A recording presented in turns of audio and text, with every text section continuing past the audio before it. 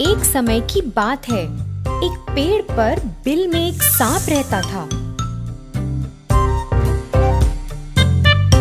वो मेंढक, बतख और पंछियों को खाता था।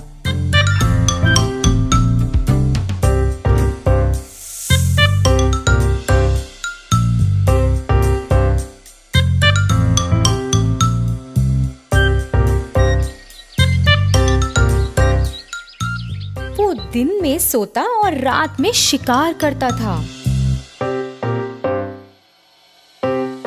कुछ दिन बाद वो सांप बड़ा हो गया और उस बिल में ना घुस पाया, तो उसने सोचा कि अब वो अपना ठिकाना बदलेगा। अपने नए घर की तलाश करते हुए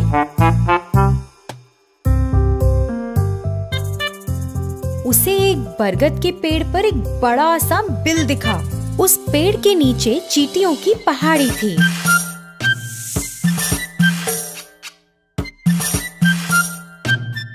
सांप पेड़ के पास आया और बोला, अब से इस पेड़ पर मैं रहूंगा।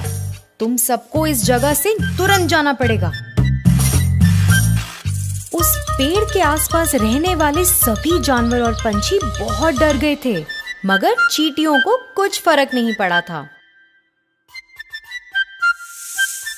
वो पहाड़ी उन्होंने बहुत मेहनत से बनाई थी। सभी चींटियां एकजुट होकर आगे बढ़ी और उस सांप को चारों तरफ से घेर लिया और उसे काटने लगी। सांप को बहुत दर्द हुआ और चिल्लाता हुआ वहाँ से भाग गया। उसके बाद वो वहाँ कभी वापस नहीं आया। फिर तभी से सारे जानवर और पंछी वहाँ खुशी से रहने लगे। धन्यवाद बच्चों। एक बार एक पहाड़ की चोटी पर एक विशाल वृक्ष पर सिंधु का नाम का एक विशेष पक्षी रहता था। पक्षी की खासियत यह थी कि जब उसकी बूंद धरती पर गिरती थी तो वे शुद्ध सोने में बदल जाती थी। वह इस पेड़ पर अकेला रहता था और शांति से वहाँ अपना जीवन व्यतीत कर खुश था। एक दिन एक शिकारी पक्षियों की तलाश में पहाड़ की चोटी पर घूम रहा था। कई घंटों के बाद जब वह किसी पक्षी को पकड़ने में सक्षम नहीं था, तो उसने विशाल पेड़ के नीचे कुछ देर आराम करने का फैसला किया,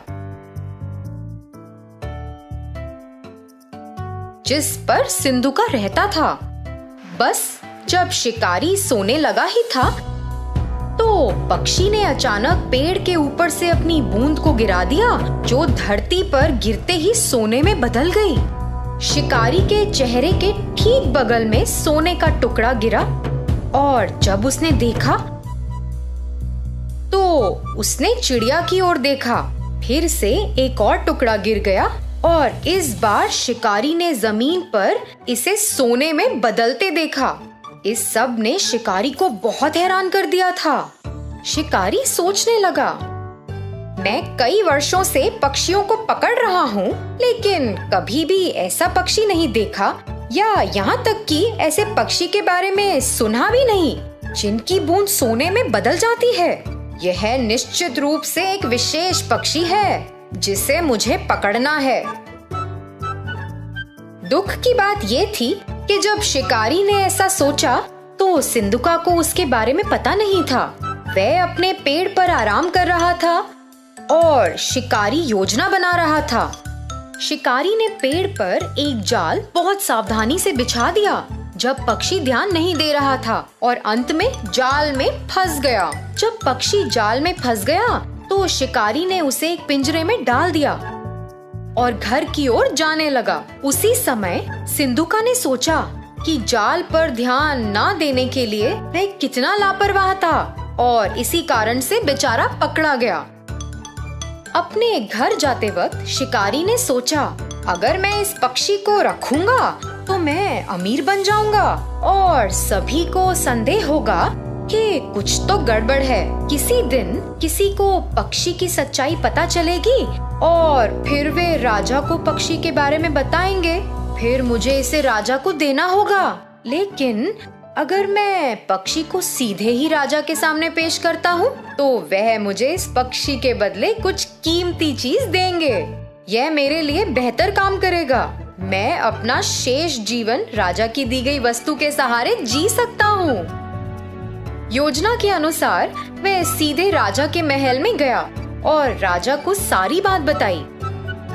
उसने राजा को पक्षी दिखाया और राजा एक ऐसे विशेष पक्षी को देखकर बहुत खुश हुआ जिसकी बूंद सोने में बदल जाती है।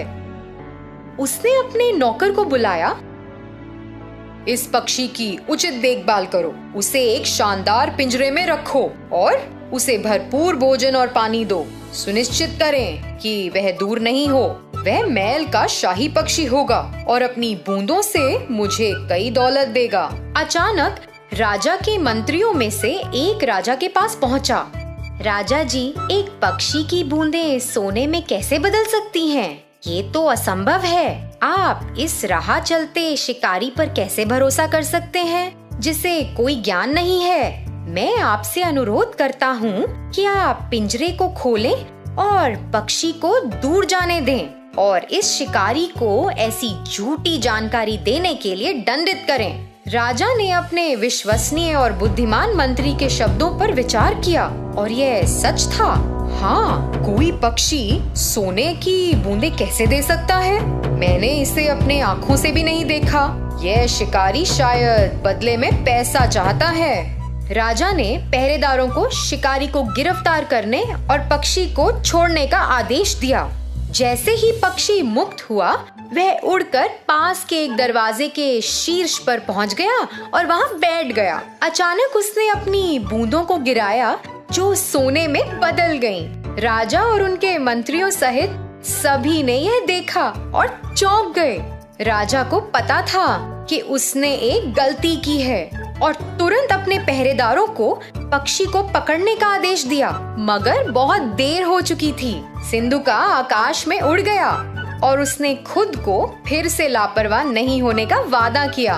उसने दूसरे पहाड़ पर एक नए स्थान के लिए उड़ान भरी जहां कोई भी उसे फिर से पकड़ ना पाए।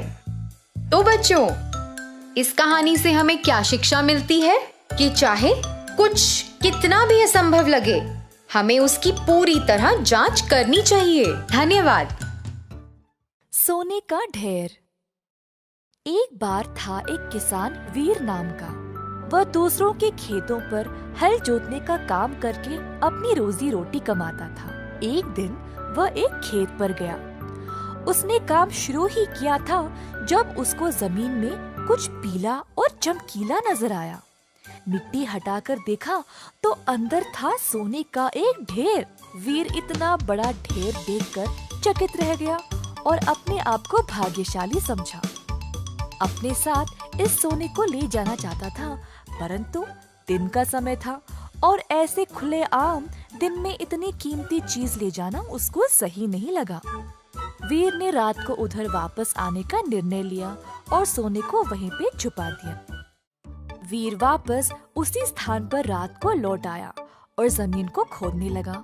सोने के ढेर को रस्सी से बांध दिया ताकि उसको आसानी से खींच पाए, परंतु सोने का ढेर बहुत भारी था। वीर ने फिर उस ढेर को 4 समान हिस्सों में काटने का निर्णय लिया ताकि उसको आसानी से और सुरक्षित रूप से घर ले जा पाए। अपनी कुल्हाड़ी की मदद से वीर ने ढेर को 4 हिस्सों में काट दिया और अंत में वह सारा सोना आराम से ले पाया। सोने से वीर अब धनवान बन गया और कई संपत्ति भी प्राप्त कर ली। इस कहानी से हम ये सीखते हैं कि कोई भी कीमती वस्तु को बुद्धिमानी से संभालना चाहिए। चक्रधारक। एक दिन 4 ब्राह्मण वन के भीतर चल रहे थे। कुछ देर उनको एक आश्रम नजर आया। उस आश्रम में रहते थे योगी भैरवानंदा। चारों ब्राह्मण उस आश्रम की ओर गए। योगी जी बाहर निकलकर पूछे, कौन हो तुम लोग और यहाँ क्यों आए हो? गुरुजी, हमने आपकी अनोखी शक्तियों के बारे में सुना है। आपसे मिलकर हम धन्य हुए। क्या आप हमें भी अपने चमत्कार दिखाएंगे? ये ब्राह्मण अच्छे इरादे से यहाँ आए हैं, मुझे इनकी सहायता करनी चाहिए। योगी जी आश्रम के अंदर गए और 4 बेलचे लाकर ब्राह्मणों को सौंप दिया। ये बेलचे ले जाओ।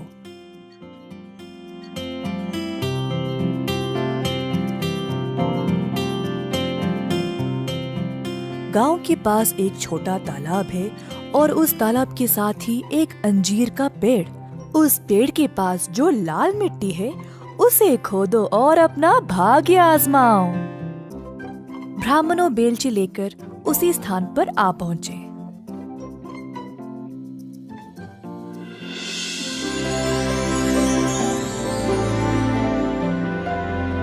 खोदते समय पहले वाले को एक तांबे की चट्टान मिली।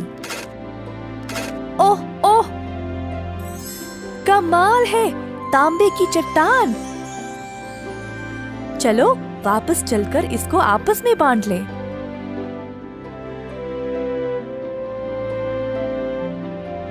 अरे नहीं, हमें सोना चाहिए और जब तक ना मिले खोदते रहेंगे। तुम चाहो तो वापस जा सकते हो। पहला ब्राह्मण संतुष्ट था तो वो वापस चला गया।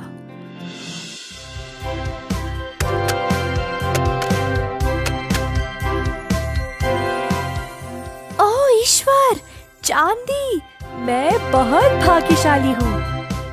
चलो इसको आपस में बांट ले। शायद योगी जी इसी खजाने के बारे में बात कर रहे थे।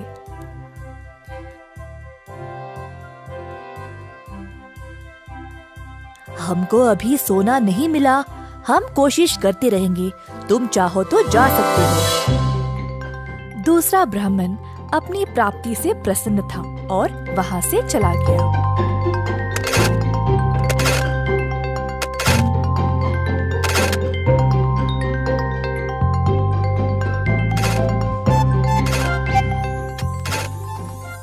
देखो, सोना मिल गया। चलो इसको भोरी में भर के ले जाएं। अरे ना ना, लगता है ये कोई विशेष जगह है। पहले तांबा, फिर चांदी, फिर सोना। अगर मैं और कोशिश करूं तो शायद मुझे हीरे मिल जाए। तुम जा सकते हो, मैं हीरे लेके ही वापस आऊंगा।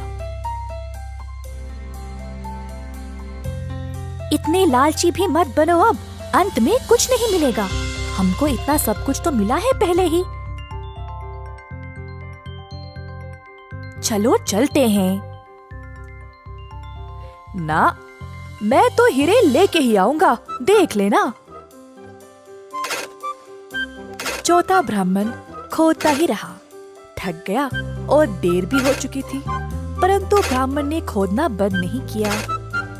खोदते खोदते जमीन में एक बड़ा सा सुराख बन गया और अचानक से ब्राह्मण उसी में फिसल गिर पड़ा। खुद को उसने कोई अलग सी जगह में पाया। ऊपर उठा तो उसने एक आदमी को देखा जिसके सर पर एक चक्र घूम रहा था। ब्राह्मण हैरान रह गया। तुम कौन हो और यहाँ क्या कर रहे हो? और ये तुम्हारे सर पर चक्र क्या है? ब्राह्मण के ऐसा पूछते ही वो चक्र अब उसी के सर पर आ गया और घूमने लगा। ये क्या है? इस चक्र को मुझसे दूर करो। मैं कुछ नहीं कर सकता, ये सब ईश्वर के हाथ में है। इधर लालची लोग गिरते हैं। अब तुमको इस खजाने की रक्षा करनी पड़ेगी। तुम्हें ना भूख होगी, ना प्यास, और ना ही तुम्हारी उम्र बढ़ेगी। मृत्यु से भी मुक्त रहोगे। पहले ये बताओ, मैं इस चक्र से मुक्त कैसे हो जाऊं? लालची लोग जब ज्यादा खोदने लगते हैं तो वे इधर गिर पड़ते हैं। कोई और तुम्हारी तरह इधर गिरेगा? अरे नहीं, इतनी बड़ी जिम्मेदारी, मैं इस चक्र का भार बर्दाश्त नहीं कर सकता। ये कब से तुम्हारे सिर पर था? नहीं पता। मैं कई वर्ष पहले यहाँ आया था जब महाराज राम का राज चल रहा था। मुझे तांबा, चांदी और सोना भी मिला परंतु हीरों की लालच में मैं भी फिसल गिर पड़ा। बस मेरे पास बोलने के लिए और कुछ नहीं है।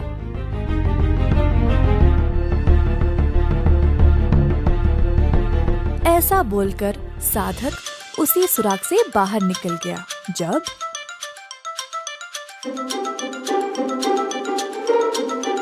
वो तो यही खोद रहा था, पता नहीं कहाँ रह गया।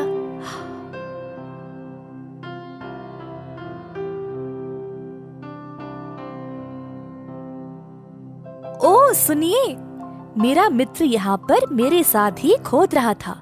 क्या आपने उसको कहीं देखा है?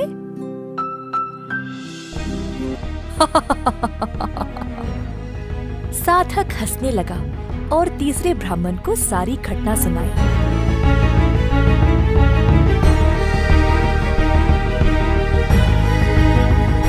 ब्राह्मण मजबूर और निराश होकर अब घर वापस लौट गया। तांबा, चांदी और सोना मिलने के बाद भी तुम रुके नहीं। अगर हमारे साथ ही वापस लौट जाते तो ये सब नहीं होता। मुझे माफ कर दो दोस्त, अब मैं तुम्हारी कोई सहायता नहीं कर सकता।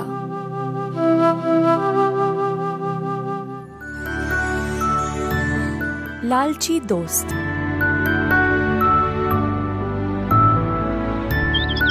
एक गांव में रहते थे 3 दोस्त, बिल्लू, नीलू और पिंकू। तीनों की दोस्ती बड़ी पक्की थी।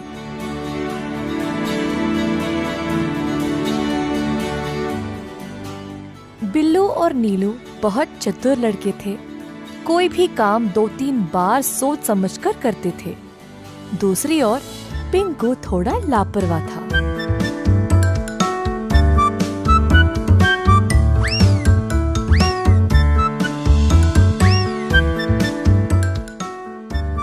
एक बार पिंकू बिल्लू और नीलू के पास आकर बोला, ओ बिल्लू नीलू, आज हमें आम के खेत में जाना था ना, भूल गए?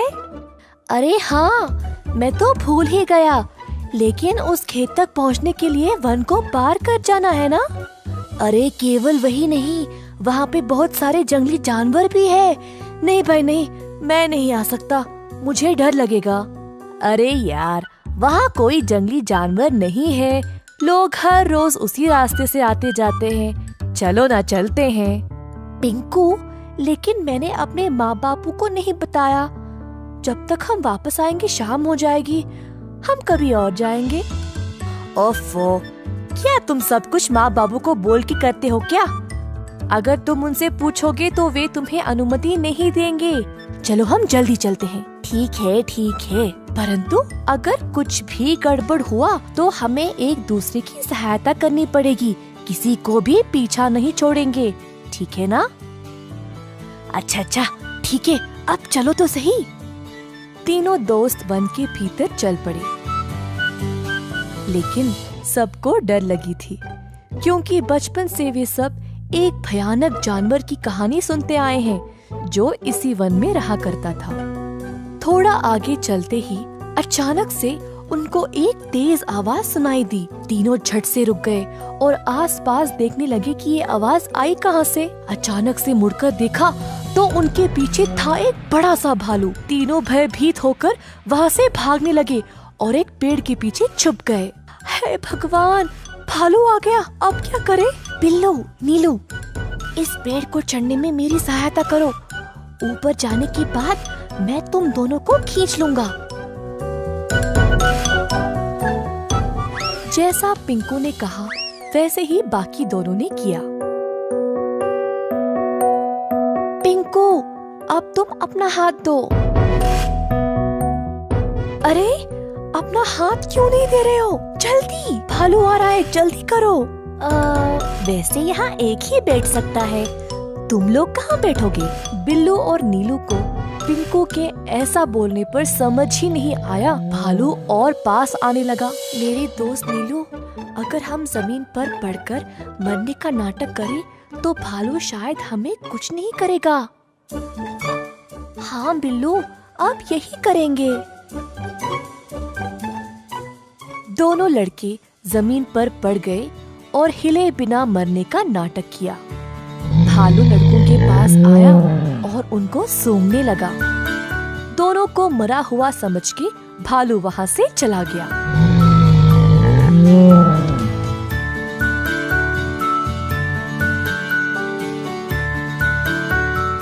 अरे वाह, तुम दोनों ने अच्छे से भालू से छुटकारा पा लिया। बड़े भाग्यशाली हो कि भालू ने तुम लोगों को खाया नहीं। हाँ, बाल बाल बच गए। लेकिन नीलू, भालू तुम्हारे बहुत पास आया था ना? उसने तुमसे कुछ कहा क्या? हाँ, उसने बोला कि तुम जैसों से दोस्ती कभी नहीं करना। मैं तुमसे अब कभी बात नहीं करूँगा। पहले तुम मुझे नीचे उतारने में मदद करो। नहीं पिंकू, भालू ने बोला कि तुम जैसों की सहायता करने में कोई लाभ नहीं। हाँ, तुम वहीं बैठना। अब हम गांव वापस जा रहे हैं। दोनों बहुत निराश और गुस्सा होकर वहाँ से चले गए। पिंकू अकेले पेड़ के ऊपर बैठकर बस उनको देखता रहा। एक समय की बात है जब एक छोटे से गांव में रहता था एक किसान धर्मपाल नामक। धर्मपाल खेती बाड़ी करके खुद फसल उगाता था। उसके पास कुछ पशु भी थे, जैसे मुर्गी, सूअर, बकरा और एक बड़ी सी गाय जिसको वो बहुत ज्यादा पसंद करता था। गाय से उसको काफी प्यार था क्योंकि वह हर रोज बहुत सारा दूध देती थी। धर्मपाल की कमाई ज्यादातर गाय के दूध से ही मिलती थी, तो वो चाहता था कि गाय हमेशा स्वस्थ रहे। एक दिन जब धर्मपाल खेत में काम कर रहा था, उसका बेटा रोते हुए उसके पास आया। बापू, बापू, जल्दी आइए। क्या हुआ बेटा? गैया बीमार हो गई शायद। जमीन पर पड़ी है और अजीब आवाजें निकाल रही है। दूध भी नहीं दे रही है। किसान और उसका बेटा तुरंत घर की ओर गए तो देखा कि गैया बहुत कमजोर लग रही थी। जब दूध निकालने की कोशिश की तो दूध भी नहीं निकला। किसान बहुत ही परेशान हो गया। अगर यह दूध नहीं देगी तो मैं क्या करूँगा? बिना दूध के ये तो बेकार है मेरे लिए। हर बार इसके लिए दवाई और देख रेख करने का समय नहीं है मेरे पास। कुछ ना कुछ करके इससे छुटकारा ही पाना पड़ेगा।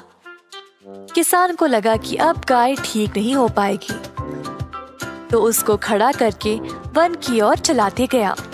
गाय ने बहुत दूध दिया और अब वह उसके लिए बेकार हो चुकी थी। जंगल के भीतर पहुंचने के बाद किसान ने गाय को खुला छोड़ दिया और वहां से चला गया। बेचारी गैया अकेले और असहाय खड़ी रही। थोड़ी देर बाद गाय जंगल से डरने लगी और वहां से निकलने का रास्ता ढूंढने लगी। अपनी हिम्मत जुटाकर चलने लगी। बहुत देर बाद आखिरकार वह खुली जगह पर पहुंच गई, पर उसको पता ही नहीं था कि वह कहाँ आ गई। अचानक से उसने एक छोटा सा घर देखा और जल्दी उसकी ओर चलने लगी। घर तक पहुंचते ही वह थकावट से बेहोश गिर पड़ी दरवाजे के पास। यह एक गरीब आदमी मधु का घर था। सुबह सवेरे मधु बाहर आया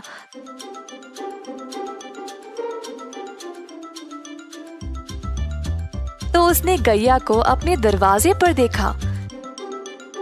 गैया बहुत बीमार लग रही थी और मधु को उसकी यह हालत देखकर बहुत दुख हुआ। उसने अपनी पत्नी को बुलाया मदद के लिए।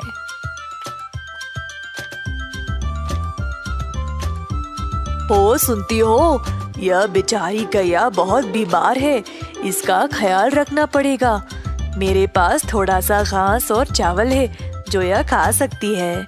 मधु ने जो कुछ थोड़ा सा खाना था वो ले आया और गैया के सिर पर गीला कपड़ा रखा। मधु और उसकी पत्नी ने बहुत दिनों तक गैया का ख्याल रखा और धीरे धीरे गैया की हालत बेहतर होने लगी। जल्द गाय अपने आप चलने लगी। मधु गैया से बातें करता था, रोज उसको खिलाते हुए। गैया को भी मधु से बहुत लगाव हो गया। एक दिन जब मधु घर के बाहर सफाई कर रहा था, गैया उसके सामने आ गई। अपना पैर जमीन पर पटका और मजबूती से खड़ी हो गई। पहले मधु को समझ नहीं आया, फिर उसको लगा कि शायद वो दूध देना चाहती है। मधु ने एक मटका लाया और गाय से दूध निकालने लगा। इतना सारा दूध देखकर मधु खुशी से झूम उठा। जल्दी वह अपनी पत्नी को दिखाया, देखो क्या हुआ आज, गौ माता ने दूध दिया है। हम इसको बेचकर अच्छा पैसा कमा सकते हैं। ये तो कमाल हो गया जी, प्रभु ने हमारी प्रार्थना सुन ली। ठीक है, आप जल्दी बाजार जाइए और इसको बेचकर पैसे ले आइए। आज रात हम घर पे दावत करेंगे। तो मधु गया बाजार और दूध बेचकर अच्छा पैसा कमाया।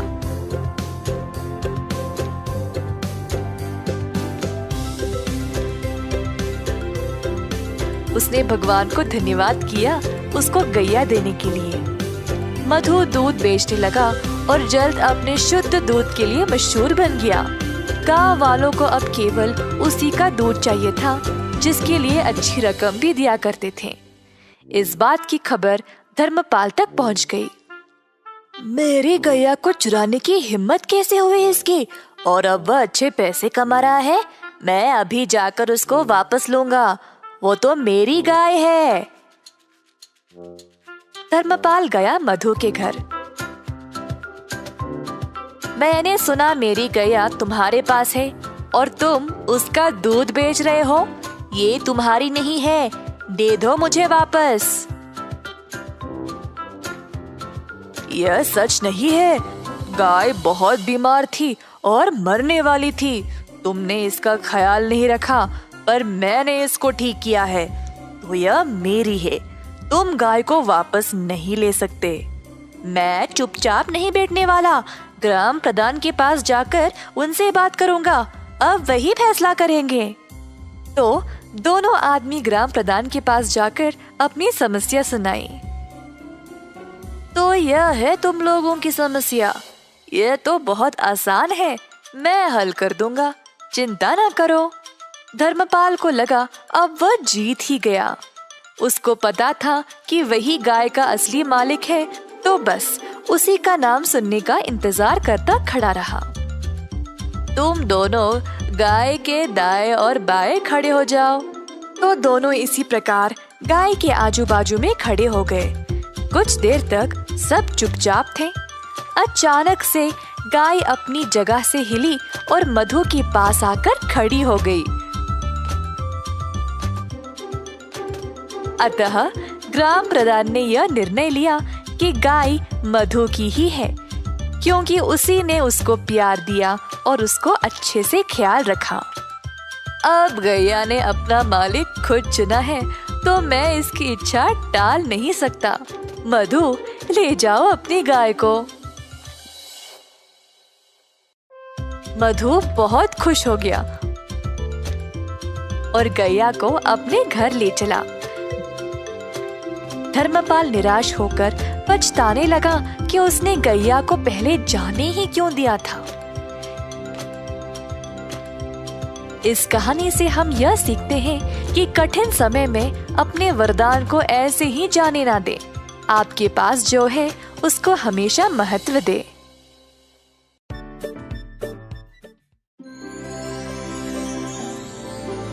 एक बार एक पंडित और उसकी पत्नी गांव में रहते थे। वे एक छोटे से घर में एक नदी के किनारे रहते थे। वे बेहद गरीब थे और जीवन यापन करने के लिए बहुत संघर्ष करते थे। पंडित अपनी पत्नी को कई सुख भोग देकर खुश करना चाहता था।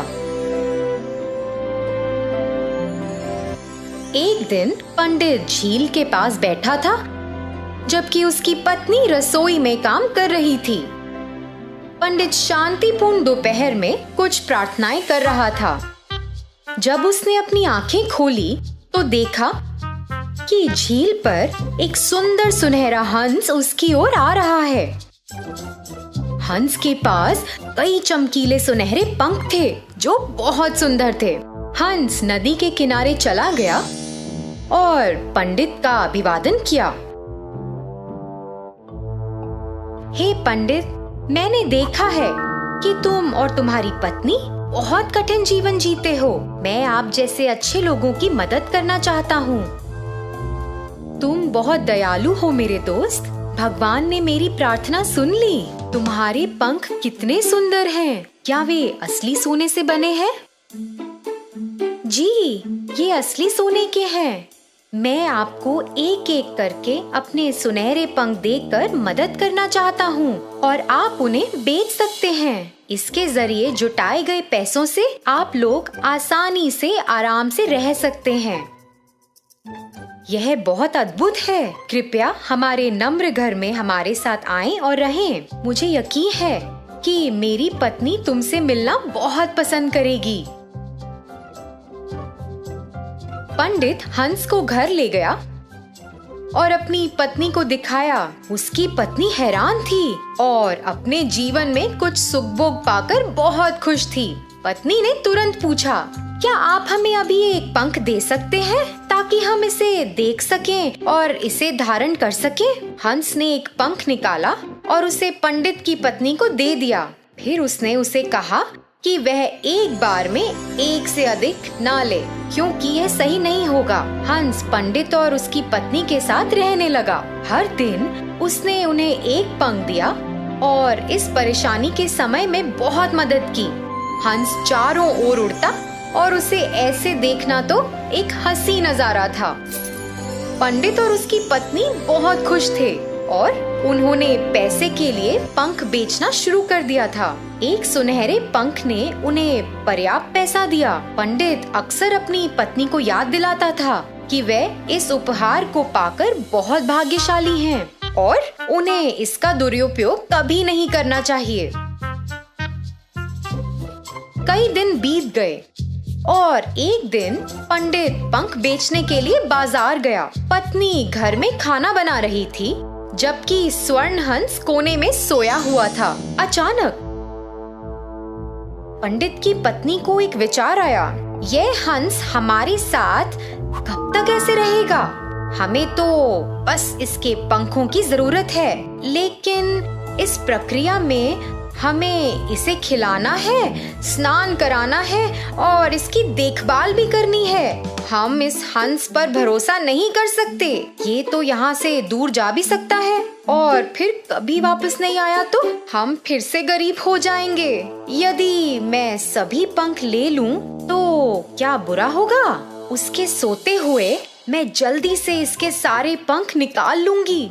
हमें अपने जीवन में एक भी दिन काम नहीं करना पड़ेगा। हम पंखों को सुरक्षित रूप से संभाल कर रख सकते हैं और जब मन चाहे इस्तेमाल भी कर सकते हैं। पत्नी धीरे धीरे हंस के पास गई और उसे पकड़ लिया। हंस भयभीत हो गया। पत्नी पंख खींचने की कोशिश करने लगी और हंस खुद को मुक्त करने के लिए संघर्ष करने लगा।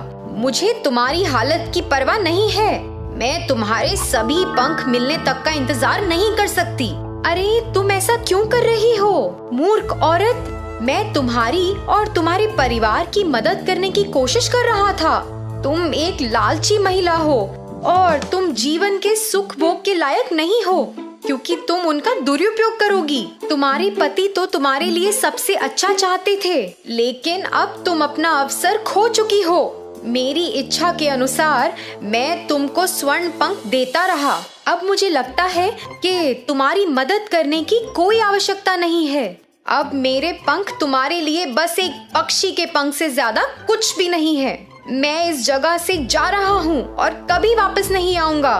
हंस ने वहाँ से निकलने के लिए संघर्ष किया और फिर उसने पंडित की पत्नी को जोर से चोंच मारा और खिड़की से बाहर उड़ गया। पंडित बस घर में घुसा ही था जब उसने हंस को उड़ते देखा। तुमने हंस के साथ क्या किया? जी, मुझे इसके सारे पंख चाहिए थे और यह मुझे लेने नहीं दे रहा था। मैंने तुम्हें उन्हें नहीं लेने के लिए कितनी बार कहा था। तुमने सब कुछ बर्बाद कर दिया है और अब हम बाकी के जीवन जीने के लिए फिर से गरीब होंगे। तो बच्चों, इस कहानी से हमें क्या सीख मिली? अतिरिक्त लालच से कुछ भी हासिल नहीं होता। धन्यवाद। एक छोटे से शहर में रघु नामक एक बड़ा व्यापारी रहता था। वह एक दयालु इंसान था। बहुत सारे लोग उसके घर आते जाते थे और सभी को उसकी मेहमानदारी पसंद थी।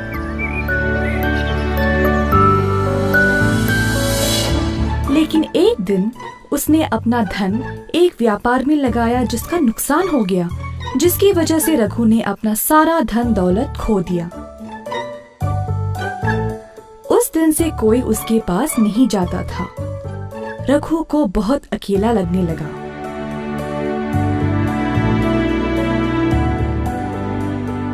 पैसों के बिना मेरा कोई महत्व है ही नहीं, ऐसे कैसे जीऊं मैं? ऐसा सोचते सोचते रघु गहरी नींद में सो गया। उसने तब एक बहुत अच्छा सपना देखा। सपने में एक साधु ने उससे बोला, ओ रघु, तुम बहुत ही अच्छे इंसान हो, मैं तुम्हारी सहायता करूंगा। कल मैं तुम्हारे घर आऊंगा, फिर मेरे सिर को तुम एक लकड़ी से छूना और मैं सोने में बदल जाऊंगा। उस सोने का उपयोग करके अपनी परेशानियों से निकल जाओ।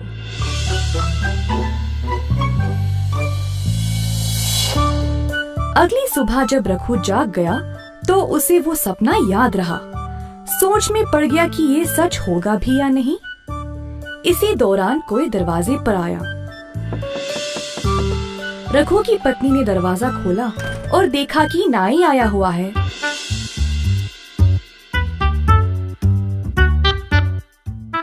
नाई अपने काम पे लग गया और रघु निराश होकर बैठा रहा। फिर से किसी ने दरवाजा खटखटाया।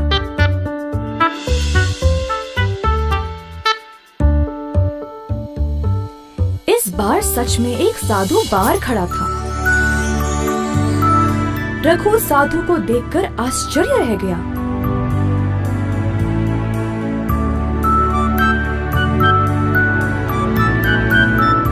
जल्दी से वो लकड़ी ले आया और साधु के सर को उससे छुआ। रघु को विश्वास ही नहीं हुआ कि साधु सच में सोने के रूप में बदल गया। नाई भी ये देखकर अचरज रह गया। रघु ने थोड़ा सा सोना नाई को भेंट में दिया और बोला कि जो कुछ हुआ वह किसी को इस बारे में नहीं बताए। नाई इस बात से सहमत होकर वहाँ से खुशी खुशी सोना लेकर चला गया। कुछ देर बाद वह सोचने लगा, अच्छा तो इन साधुओं के सिर पर लकड़ी से मारने से ये सोने में बदल जाते हैं। अगले दिन ये लालची नाई एक मंदिर गया और सभी भिक्षुओं को अपने घर भोजन पे बुलाया।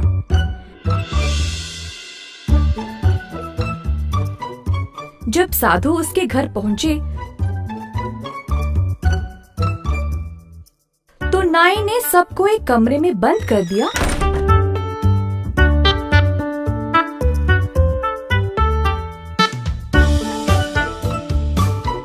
और लकड़ी से सबके सिर पर मारने लगा। बेचारे भिक्षुओं को बहुत जोर की चोट लगी। जैसे तैसे करके सभी वहाँ से भाग गए और महाराज के पास चले गए नाई की शिकायत करने के लिए। महाराज ने सारी घटना सुनी और तुरंत नाई को महल पर आने का आदेश दिया।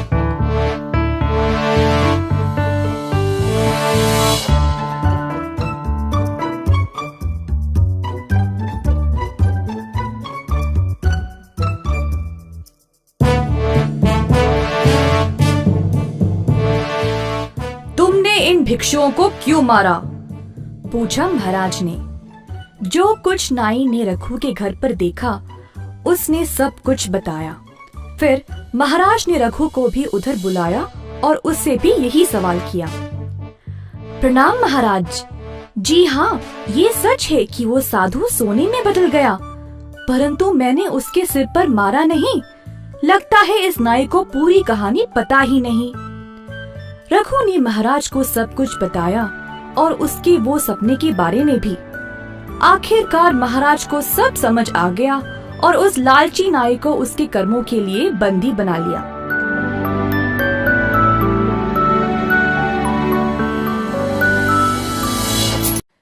पैसों का महत्व। एक बार थे दो चूहे। चूहों के माँ बाप ने दोनों को बहुत लाड़ प्यार से बड़ा किया, पर इतना लाड़ की वजह से वे आलसी और लापरवाह बन गए। माँ बाप की लाख कोशिश के बाद भी दोनों के बर्ताव में कोई बदलावट आई ही नहीं। एक दिन पापा चूहे ने दोनों बच्चों को बुलाया और कहा, मुझे नहीं लगता कि तुम दोनों इस परिवार का ख्याल रख पाओगे। तुम दोनों में कोई प्रगति दिखाई नहीं दे रही है। दोनों चूहों को पापा के ऐसे कहने पर बुरा लगा। पापा, अपने आप को साबित करने के लिए हमें एक मौका दीजिए। ठीक है, तुम्हें एक मौका मिलेगा, पर मुझे बदलावट नजर आनी चाहिए। साबित करो मुझे कि तुम दोनों भी कमा सकते हो और जिम्मेदार बन सकते हो। चूहों ने पापा की बात मानी और फिर अपने रास्ते चल पड़े। अगले दिन दोनों चूहे नौकरी की खोज में घर से निकले। बहुत कोशिश करने के बाद भी उन्हें कोई ढंग की नौकरी मिली ही नहीं। अंत में उनको मजदूरी का काम मिला, जिसमें उनको सामान की बोरियां उठाना पड़ेगा।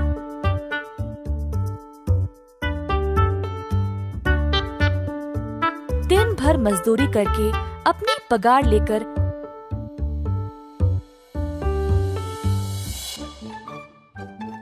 घर आके गर्व से अपने पापा के हाथ में दे दिया। पापा चूहा पैसे लिया और घर के पीछे वाले नदी में फेंक दिया। हर रोज चूहे मेहनत से काम करके पैसे लाते थे, पर पापा वही करते थे, पैसों को नदी में फेंकने का काम। एक दिन चूहों का सब्र टूट गया और पापा से पूछे, पापा, हम इतने मेहनत से कमाते हैं और आप हर रोज पैसों को नदी में फेंकते हो। हाँ, आप ऐसे क्यों करते हो? मुझे पता है कैसा लगता है जब हर रोज की मेहनत की कमाई ऐसे रद्दी होती है। अगर तुम दोनों सबसे पहले पैसों का महत्व जानोगे, तब ही खुद पे खुद जिम्मेदार बन जाओगे। दोनों चूहों ने उस दिन अपना सबक सीखा। जो भी काम हो उसको ध्यान से और सोच समझकर करना चाहिए। उस दिन से चूहों ने अपने परिवार का ध्यान रखा और सबको खुश रखने की कोशिश की। एक व्यापारी का था एक जिद्दी और अधार्मिक बेटा बिल्लू।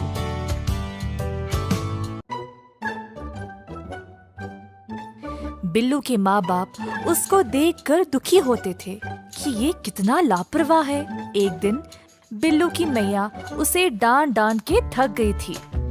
बिल्लू की धार्मिक भावनाओं को जगाने के लिए मैया ने उसको मंदिर भेजना चाहा, साधु जी का उपदेश सुनने। हमेशा की तरह बिल्लू ने जाने से मना कर दिया और भगवान और उसकी माँ का मजाक उड़ाया। और कोई रास्ता ना मिलने के कारण मैया ने बिल्लू को वादा किया कि अगर वो साधु जी के उपदेश को सुनेगा तो वह उसे 1000 तांबे के सिक्के देगी। लालची बेटे ने पैसों के लिए माँ की बात मान ली।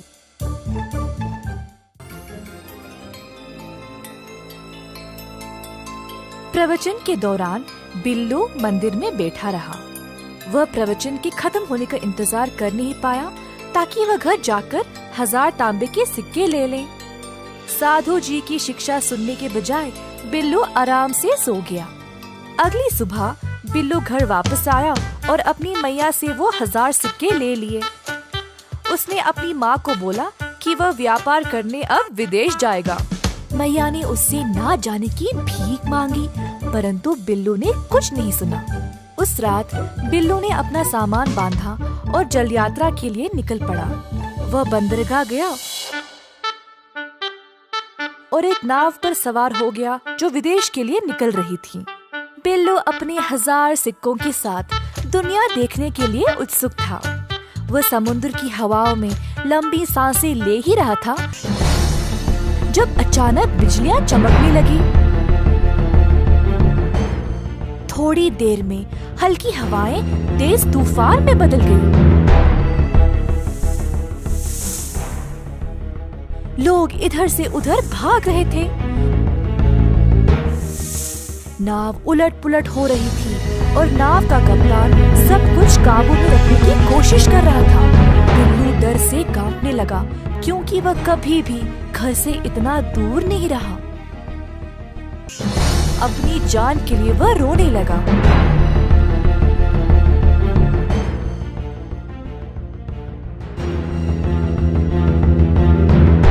आखिरकार एक लंबी भयानक रात के बाद तूफान गुजर गया, पर नाव बर्बाद हो चुका था। जैसे तैसे करके बिल्लू समुद्र तट तक तैरते हुए आ गया। खुद को रेत पर घसीटते हुए खांसने लगा। जब उसने अपने चारों ओर देखा तो उसे एहसास हुआ कि वह एक द्वीप पर था। उसे अपने इर्द गिर्द एक भी मनुष्य नजर नहीं आया। बिल्लू गला फाड़कर आंसू बहाने लगा। अगर अपनी मैया की बात मानी होती तो आज वह इस परिस्थिति में फंसा नहीं होता। बिल्लू को अपनी अवज्ञा और लालच का भारी रकम देना पड़ा। बाकी चीजों के साथ साथ अपने 1000 तांबे के सिक्कों को भी खो डाला।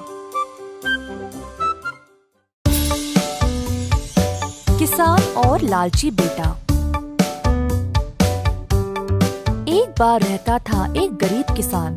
वह बहुत परिश्रमी था, पर इतना मेहनत करने के बावजूद भी उसकी खेत में कोई फसल नहीं थी।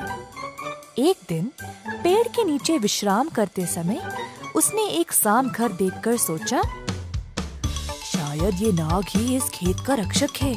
अगर मैं इसकी सेवा करूंगा तो मेरी खेत भी उपजाऊ हो जाएगी।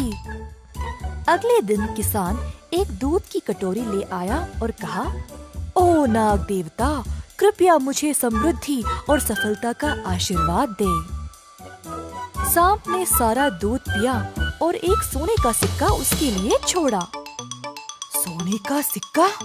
तो ये सच है। ये नाग देवा मेरे लिए शुभ है। धन्यवाद ओ नाग देवता। इसी प्रकार कई दिनों तक चलता रहा। एक दिन किसान को काम के लिए शहर जाना पड़ा।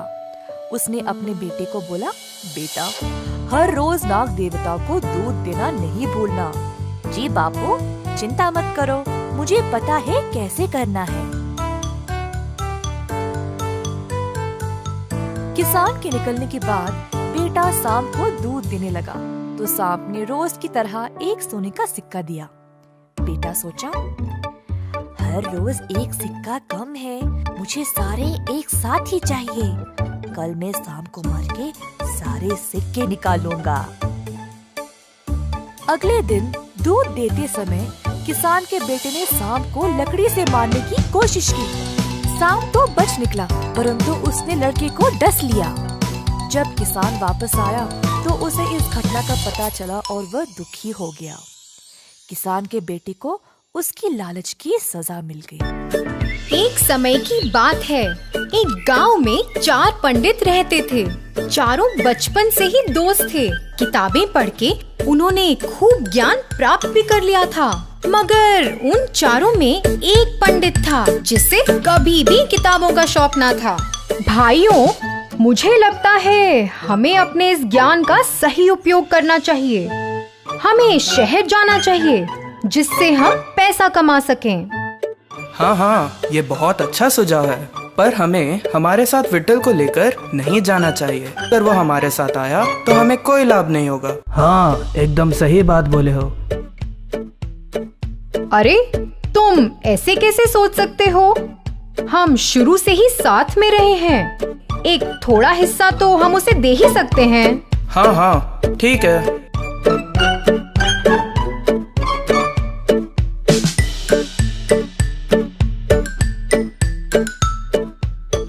चारों पंडित शहर की ओर चल पड़े। चारों चल ही रहे थे कि एक मक्खी दूसरे पंडित के आसपास मंडरा रही थी। पंडित उससे बहुत तंग हो रहा था। हटाने पर भी वो कहीं नहीं गई। उसे मारने के लिए पंडित मक्खी के पीछे भागा। अरे, तुम उसके पीछे क्यों भाग रहे हो? हम वैसे भी इतना बोझ उठाकर चल ही रहे हैं। क्यों ना मैं इस मक्खी को एक गधे में बदल दूं?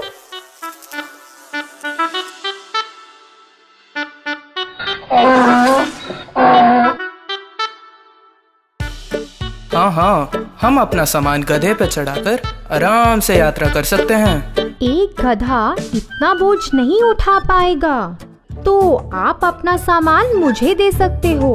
अगर तुम इतना बोझ उठाओगे तो सब लोग हमारे बारे में क्या सोचेंगे? नहीं नहीं, ये सही बात नहीं है।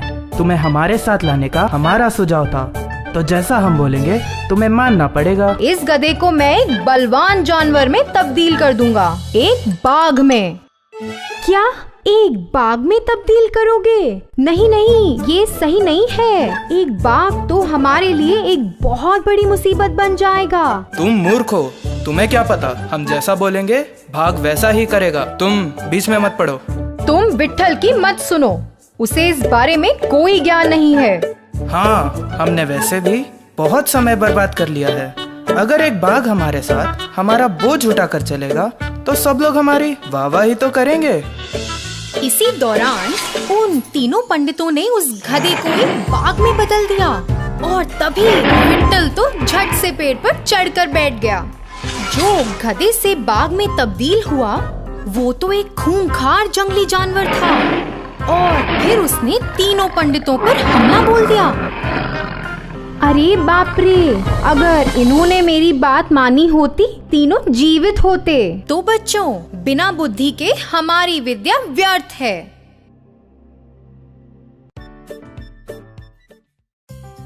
एक जमाने में एक शहर में रहते थे एक डॉक्टर। वे एक अति उत्तम और दयालु डॉक्टर थे और अपने काम में भी बहुत अच्छे थे। सारे गांव वाले उन्हें बहुत पसंद करते थे और लोगों की मदद करने के लिए हर कोई उन्हें बहुत सम्मान भी करता था। एक बार देर रात को बाहर बहुत तेज बारिश हो रही थी और डॉक्टर के दरवाजे पर किसी ने दस्तक दी। जब डॉक्टर ने दरवाजा खोला, उन्होंने देखा एक आदमी पूरी तरह भीगा हुआ था और कांप रहा था। श्रीमान, आप कौन हैं? इतनी बारिश में बाहर क्या कर रहे हैं? कृपया मेरी मदद करें। मेरा घर यहाँ से बहुत दूर है और मैं बहुत बीमार महसूस कर रहा हूँ। मैं बहुत कमजोर हो गया हूँ।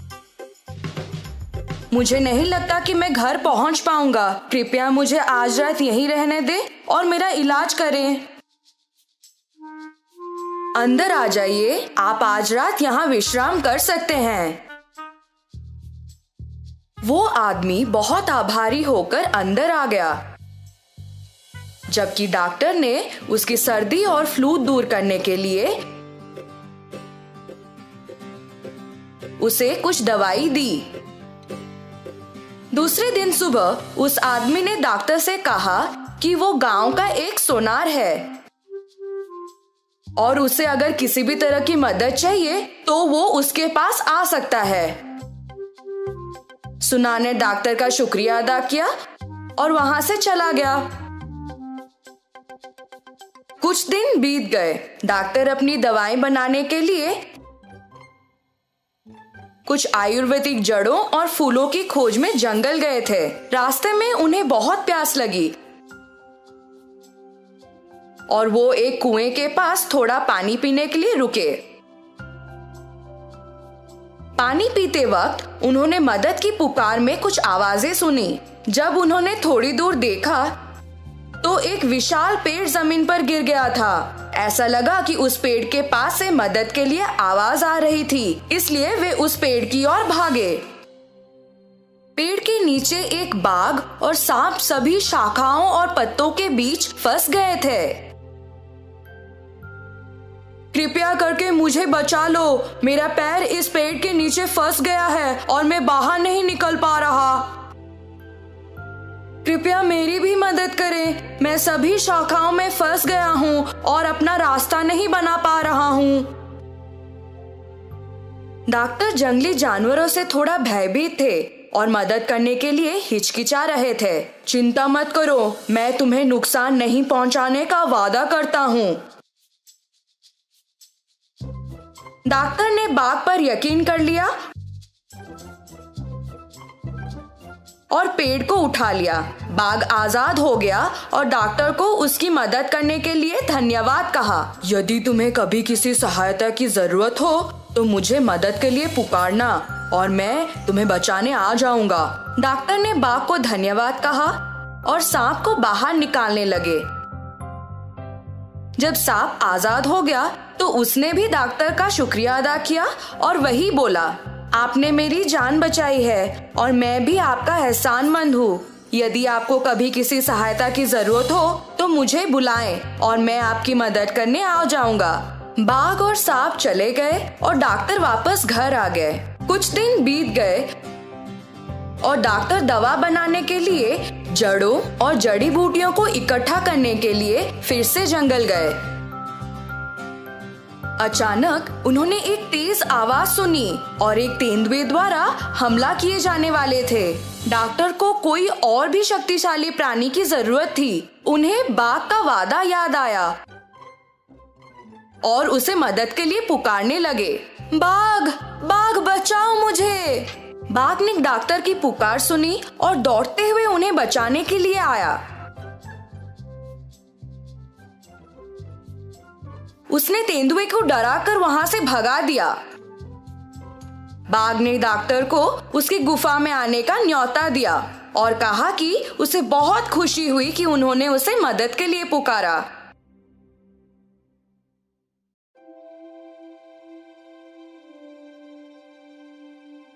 उसने डॉक्टर को कुछ सोना भी दिया जो उसे जंगल में मिला था और उसके साथ व्यापार करने के लिए कहा। जैसे ही डॉक्टर बाघ के गुफा से निकले, उन्हें सोनार के वादे के बारे में याद आया और वो गांव चले गए।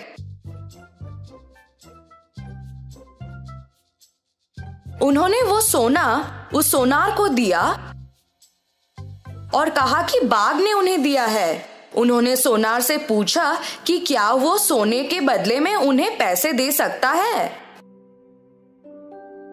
सोनार ने वो सोना पहचान लिया कि वो सोना राजा के बेटे का था।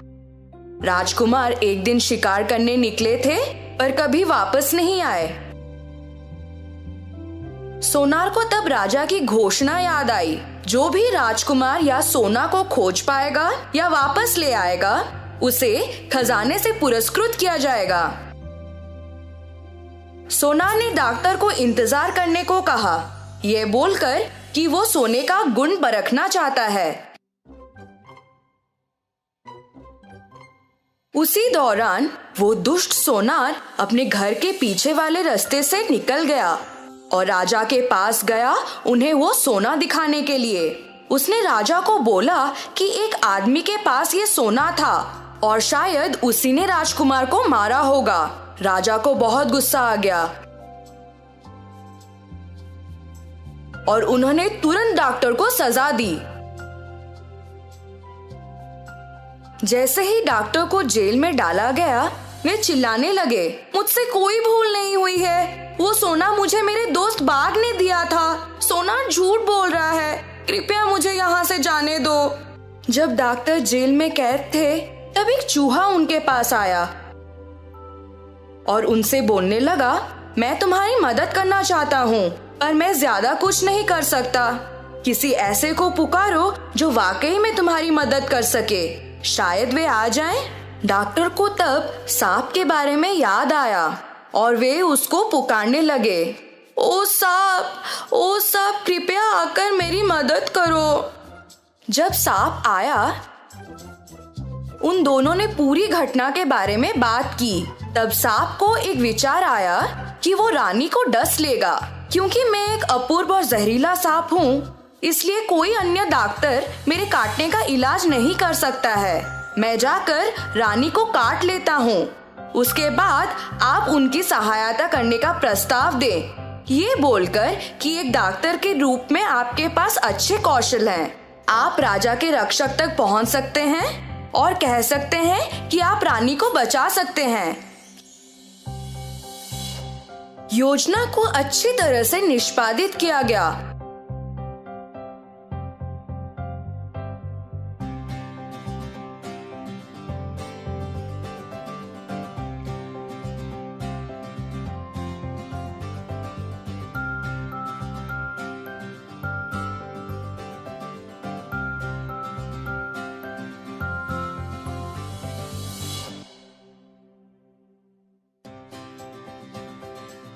और राजा डॉक्टर से बहुत खुश हो गया।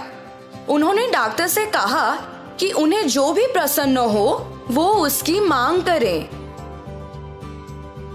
किंतु डॉक्टर ने कहा, मुझे कुछ नहीं चाहिए। उस सोनार ने आपसे झूठ बोला। मुझे वो सोना मेरे बाघ दोस्त ने दिया था। कृपया करके आप उस सोनार को सजा दें। राजा को बहुत गुस्सा आ गया और उन्होंने डॉक्टर को छोड़ दिया।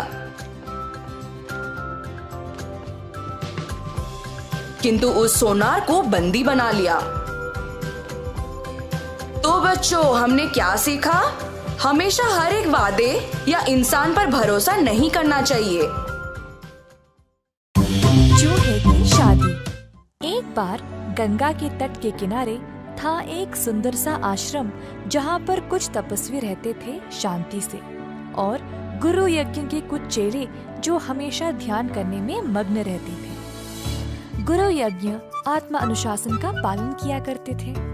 एक दिन जब गुरुजी स्नान कर रहे थे, तब एक चील अपने पंजे में एक चूहे को लिए उधर से उड़ रहा था।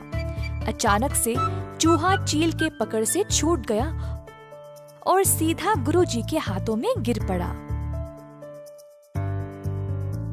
जब गुरुजी ने देखा कि वो चील अभी भी उधर ही उड़ रहा था, तो उन्हें लगा कि इस चूहे को अकेला छोड़ना सही नहीं होगा।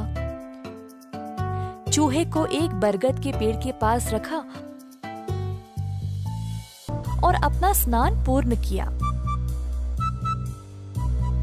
अपनी शक्तियों का इस्तेमाल करके उन्होंने उस चूहे को एक छोटी सी लड़की में बदल डाला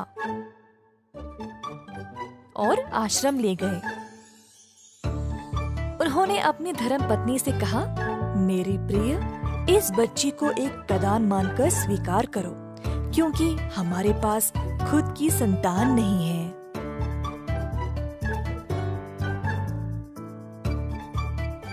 तो छोटी लड़की आश्रम में रहने लगी गुरुजी के ख्याल में।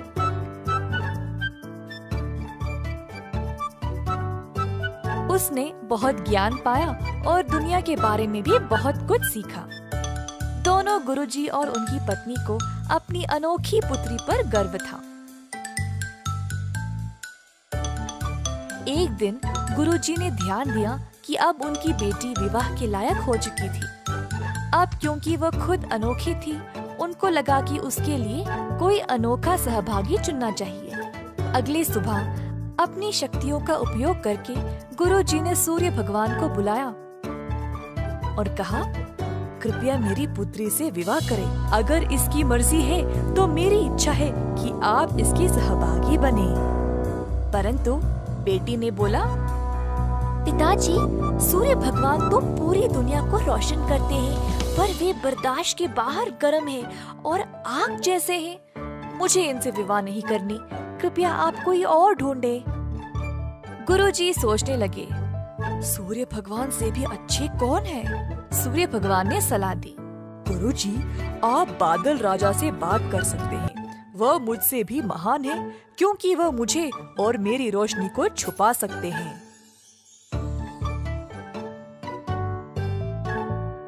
तो गुरुजी ने अब बादल राजा को बुलाया और कहा, अगर मेरी पुत्री की इच्छा है तो आप कृपया उसका हाथ विवाह में स्वीकार करें। परंतु बेटी ने फिर से कहा, पिताजी, बादल राजा बहुत ही अंधेरे, गीले और ठंडे हैं। मुझे इनसे शादी नहीं करनी। कृपया किसी और को ढूंढे।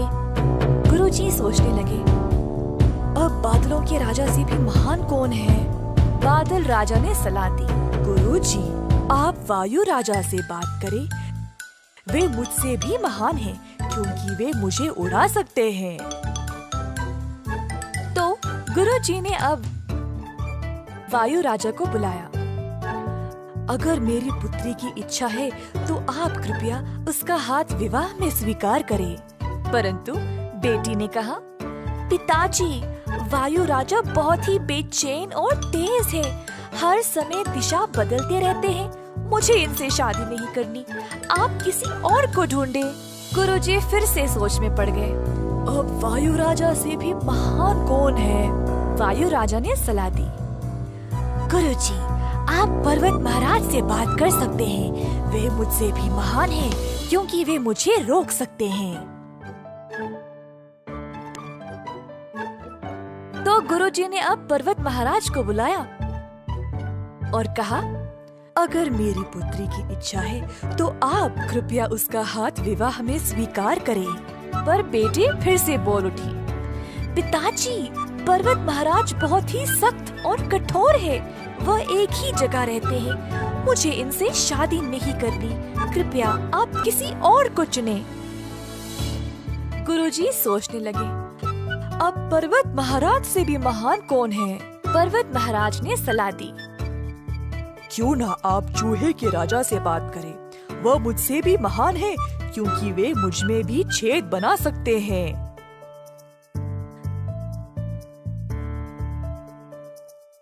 तो अब गुरुजी ने चूहा राजा को बुलाया और कहा, अगर मेरी पुत्री की इच्छा है तो आप कृपया उसका हाथ विवाह में स्वीकार करें। जब बेटी चूहे राजा से मिली तो वह बहुत प्रसन्न हो गई और शर्माते हुए अपनी रजामंदी दे दी। अब अंत में गुरुजी अपनी शक्तियों का उपयोग करके अपनी बेटी को वापस एक सुंदर चूही में बदल डाला, ताकि वह अपने विवाहिक कर्तव्यों को निभा सके। अंततः गुरुजी की बेटी का विवाह हो गया। किसी ने सही कहा था, जो जन्मजात है वह कभी नहीं बदल सकता। कई साल पहले द्वैता नामक एक वन में रहती थी एक चालाक लोमड़ी।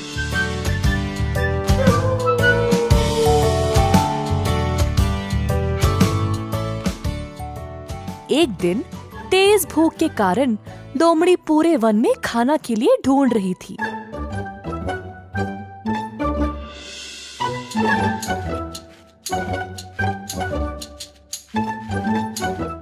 अंत में उसको एक मरी हुई जंगली भैंस मिली।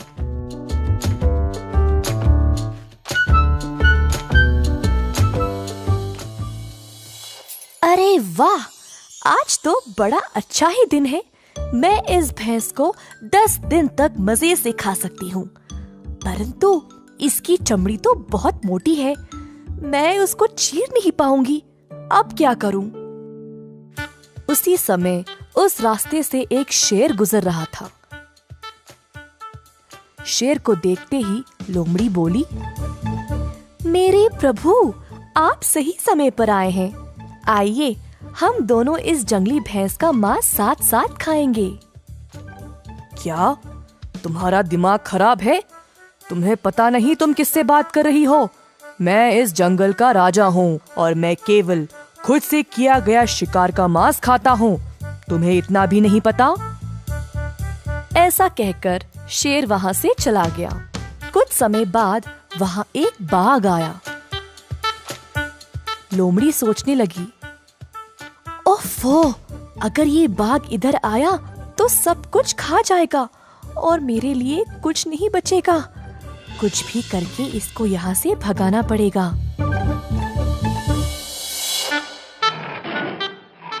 हो लोमड़ी, हट जाओ यहाँ से। मुझे पता चला कि इधर एक जंगली भैंस है। चलो अब यहाँ से जाओ, ये भैंस अब मेरा है।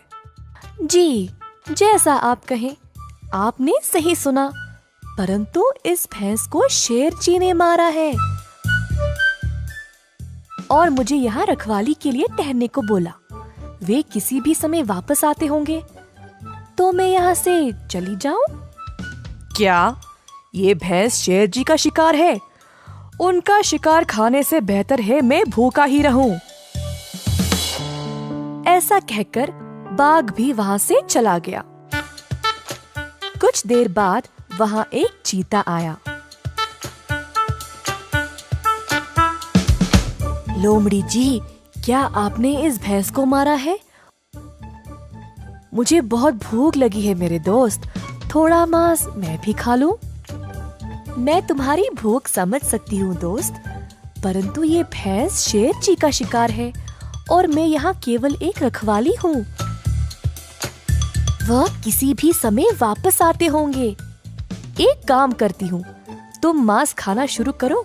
शेर जी जब पास आएंगे तब मैं जोर से चिल्लाऊंगी, तुम उसी समय भाग जाना। धन्यवाद मेरी दोस्त, इस जंगल में तुम जैसों की हमें बहुत आवश्यकता है। चीता भैंस की चमड़ी को चीरने लगा। उसी समय लोमड़ी चिल्लाने लगी, भागो मेरे दोस्त भागो, शेर आ रहा है। ये सुनकर चीता वहां से तुरंत भाग गया। अब आराम से लोमड़ी ने पेट भर के अकेले अकेले मांस के मजे लिए।